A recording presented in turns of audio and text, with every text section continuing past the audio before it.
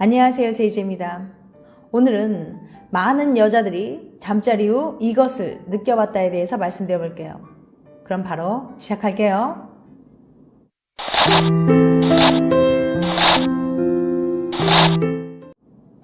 제가 왜 이러는 걸까요?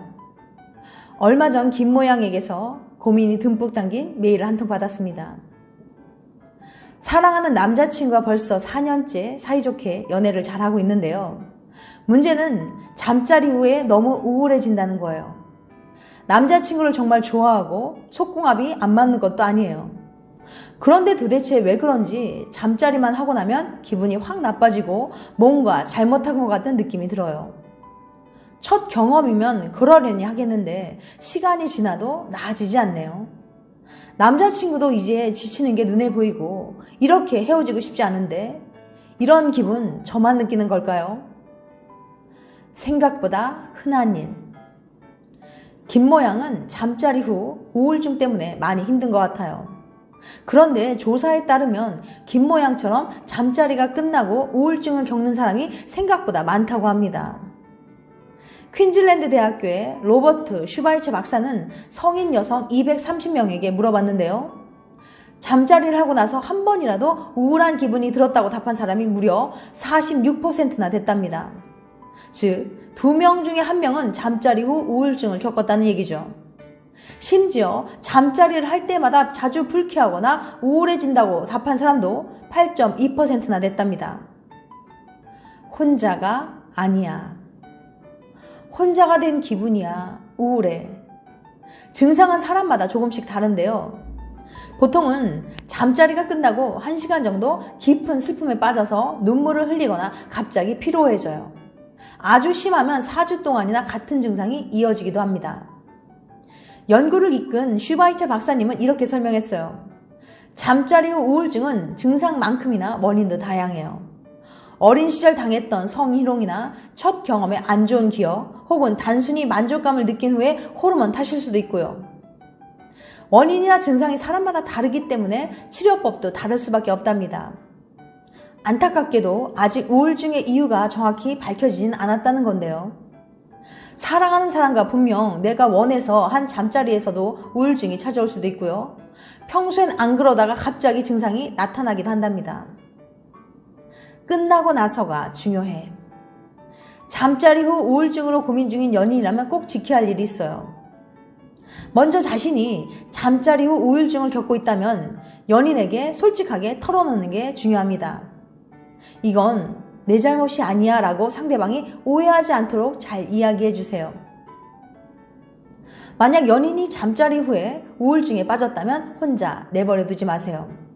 힘들어하는 연인에게 내가 언제나 내 옆에 있어 라는 걸 잊지 않도록 해주는 거예요. 괜히 자책감을 느끼거나 화를 내지 않도록 조심 또 조심하세요. 마음이 약해진 애인에게는 작은 모진 말도 큰 상처로 남을 수 있으니까요.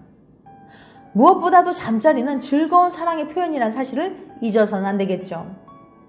잠자리가 즐거워진다면 우울한 마음도 조금은 덜어질지도 몰라요. 잠자리 후가 더 중요하다.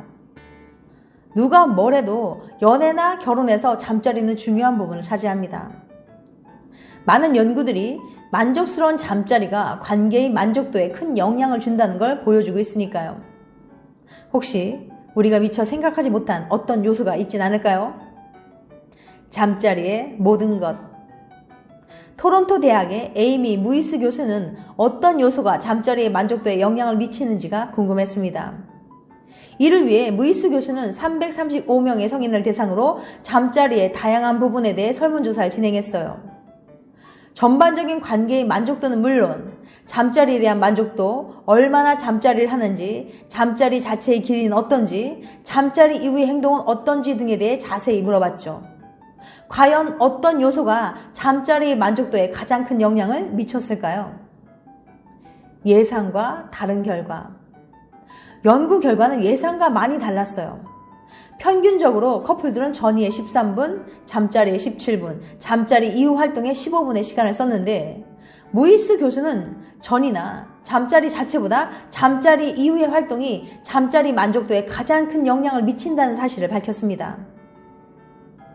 그러니까 잠자리 이후에 바로 일을 하는지 아니면 서로 껴안고 있거나 달콤한 대화를 나누는지가 중요하다는 말이죠. 더 재밌는 건 전이나 잠자리의 시간은 잠자리 만족도에 관련이 있어도 연애 만족도에는 거의 영향이 없었지만 잠자리 후 활동은 잠자리 만족도는 물론 연애 만족도 또한 15%나 올려줬다는 겁니다. 비포보다는 애프터. 우리는 잠자리에 대해 말할 때 대부분의 경우에는 전이나 잠자리를 얼마나 오래 해야 하는지에 대해서만 이야기합니다. 하지만 무이스 교수는 전이나 잠자리보다 잠자리 후 어떤 활동을 하는지가 더 중요하다고 강조해요. 어떻게 보면 전이나 잠자리는 주로 육체적인 쾌락에 의해서만 좌우되지만 잠자리 이후 껴안고 누워서 솔직한 감정에 대해 대화하는 건 육체적인 스킨십인 동시에 감정적인 교류이자 서로의 진심을 확인하는 시간이기 때문에 그런 게 아닐까요? 이제부터는 잠자리가 끝나고 바로 씻으러 가거나 옷을 주섬주섬 입지 말고 같이 누워서 껴안으면서 여운도 즐기고 달콤한 대화를 나눠보세요. 아마 잠자리 만족도와 연애 만족도도 한층 올라갈 거예요. 지금까지 많은 여자들이 잠자리 후 이것을 느껴봤다에 대해서 말씀드렸어요. 다음에는 더 재밌고 유익한 영상을 찾아뵐게요. 끝까지 시청해주셔서 감사합니다. 다음에 또 봬요. 안녕.